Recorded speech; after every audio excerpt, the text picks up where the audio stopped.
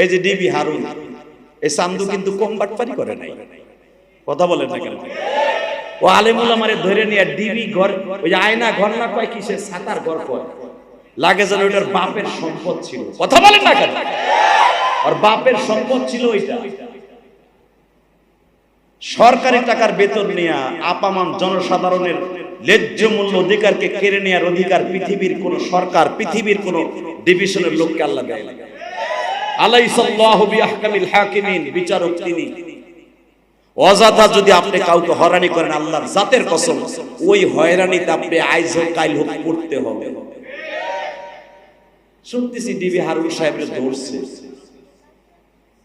বুয়া না সত্য জানি না, যদি ধরে থাকে আমি বলবো বর্তমান যিনি সরকার আছেন, ক্ষমতা যিনি চালাচ্ছেন, ওই আয়না ঘর নামে যে জিনিসটা বস্তুটা বানাইছে আপামান জনসাধারণের জন্য, ওরে অন্তত